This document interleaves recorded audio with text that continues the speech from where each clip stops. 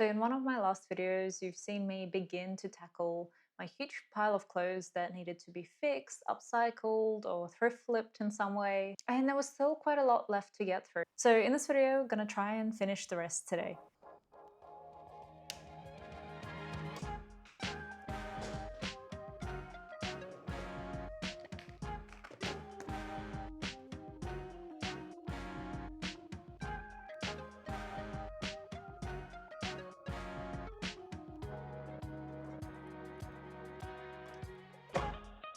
So this first item is a dress that I wanted to turn into a top.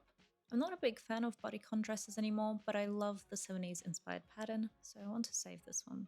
So we're just sewing this part across that's apparently doesn't have a stitch.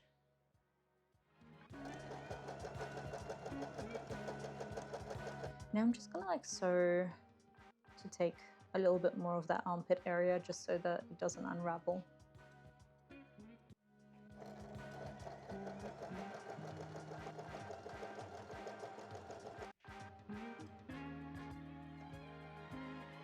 So for this one, you can see that it's ripped on the armpit, and we're just gonna sew across. Okay, so it's not quite perfect, it is a little bit scrunchy, but I think because this is the kind of material that it is, you're not gonna notice. But at least when I raise my arms, I'm not gonna be worried about it ripping. So I'm thinking of a bit of an asymmetrical moment, maybe going from here, sort of ending around here.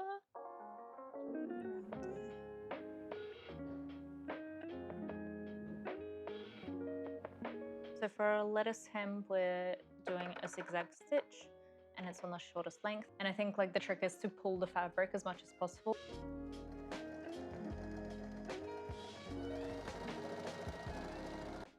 So yeah, I'm quite happy with this.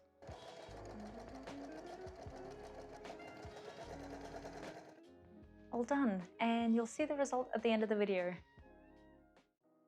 Up next is a pair of corduroy pants I thrifted. I haven't really been wearing them as they're just a bit too loose, and I really don't like wearing pants on my hips. Yeah, I've been looking at tutorials showing how to take in a waistband of pants. The basic steps is to sort of undo the waistband, take in the waistband, but then shorten the pants by making darts on the other side of the pocket. And yeah, because I don't think I need to take in too much, I don't think it's worth going through the effort and then ending up with a potentially bad result, because these pants have extra lining and extra things that are sort of in the way. So I think I'm just gonna try and take it in from the side. So I'm just taking it in at the pocket like this and trying to disguise the pleat with the pocket. And then I'm gonna do the same on the other side. This is really not the best way to do this, so I wouldn't recommend doing it. So if you just want a quick fix and you're not taking in a huge amount, I think it's fine. And when I'm sewing it, it's just gonna be a bit of a dart that will end when the pocket starts. Yeah. I'm a bit scared that it's going to be way too thick, but we'll see.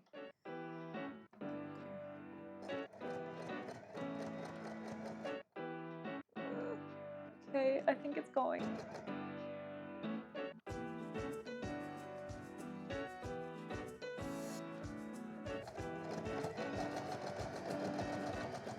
Oh, that was painful. It doesn't look too bad. So I'm going to go ahead and try and reinforce this top section here.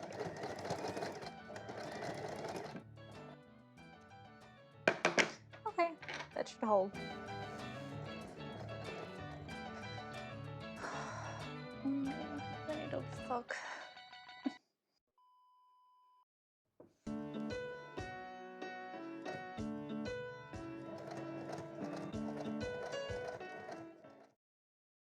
I thrifted the skirt for a themed party, but didn't end up using it. I don't think it's very flattering on me, but I think making it a bit fitted and maybe shorter will save it.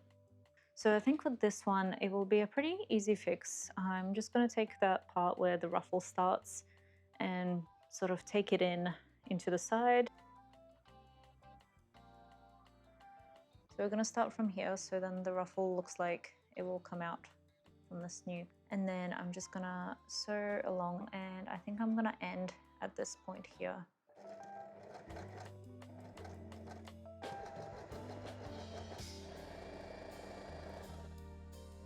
So something else that I notice that I think I can do to make the skirt look better is that this fabric that's behind this first ruffle, I think can be sort of made a bit more at an angle as well.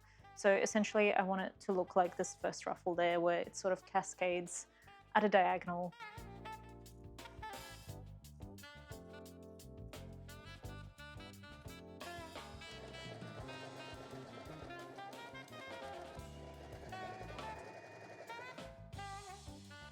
So yeah, I think we're tracking pretty well for today. I think I might squeeze in 2 more things for today and then leave the rest for tomorrow. We have a bunch of dyeing to do and a bunch of seam roping. And this is a hoodie that I already tried to dye a darker blue, but it didn't work too well, and I still think it's a bit too bright. I'm not removing the color first from the hoodie because I'm a bit lazy, but I also think that I prefer it to be more of a faded looking color, if that makes sense.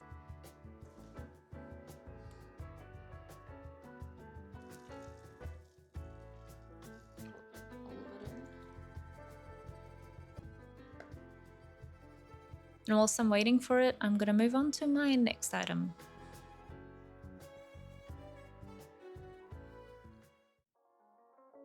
This next top feels a little bit outdated with the lace, but I do like the color, and I think it'll be a very easy fix to remove the lace.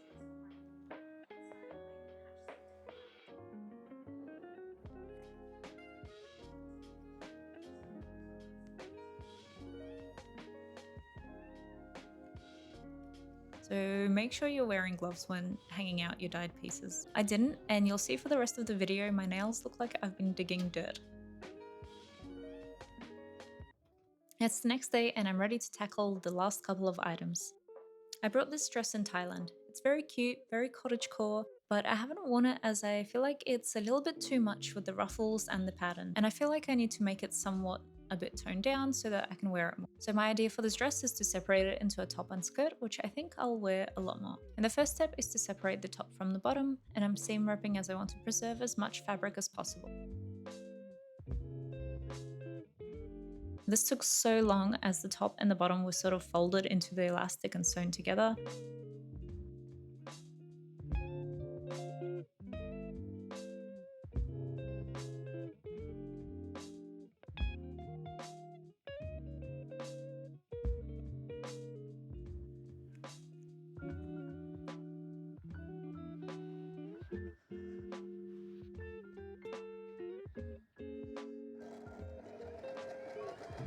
And before sewing the elastic band in, I'm just finishing the hem of the skirt with a zigzag stitch.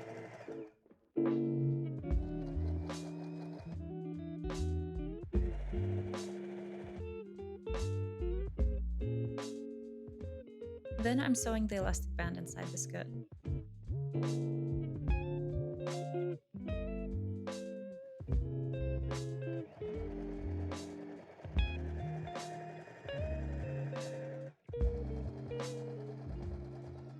I ended up messing up and losing the elastic band inside the skirt before I could sew it together. So don't be like me, attach a safety pin to one end and make sure you leave the other one near the opening of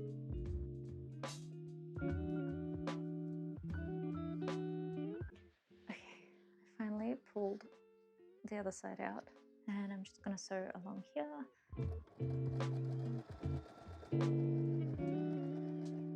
I'm not too sure what to do with this one. I don't think I have enough fabric or any suitable fabric to make a collar, and I do think that we're risking of it becoming too busy with the little ruffles and whatever else is going on with this. But yeah, I'm thinking of just finishing the front just by stitching it across, and then just having like some elastic bands on the side here and here to sort of cinch the waist. Just turned the shirt inside out, but I'm going to be attaching this elastic band that came with the dress originally. I'm going to attach it to here.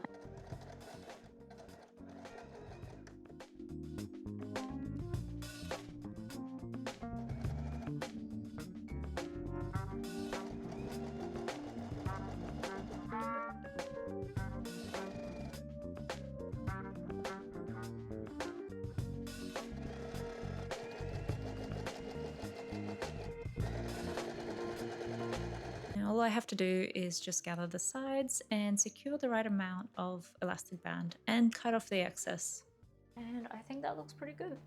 I forgot to press record again, which I feel like I've been doing this quite a lot. I've basically just pulled out the amount that I needed and then I've attached it to the sort of the side seam here. So if you do something like this, don't do what I did and just cut it off before sewing it first.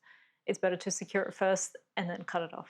Otherwise it just disappears back into the ether. And the last step is to finish hemming the non-elastic sides of the top.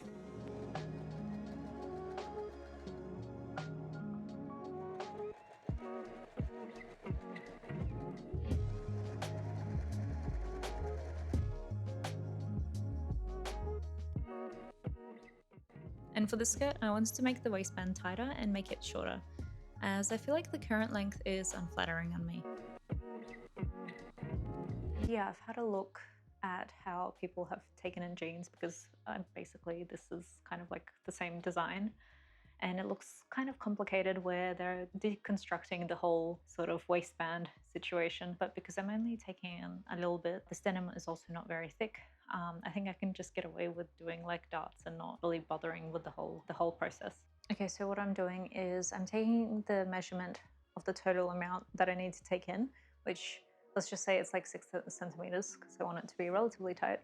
And then we're halving it. And then I'm taking in 3 centimeters from each side. If my explanation wasn't clear before, I'm marking out the middle of the pockets where the dart will be. These darts are roughly 2.5 centimeters wide, as I need to take in a total of 5 centimeters. And we're going to end the dart right as the pocket starts.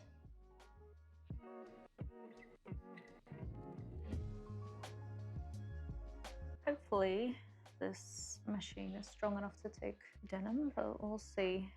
Okay, I've just added some pins to show me where I need to finish the dart.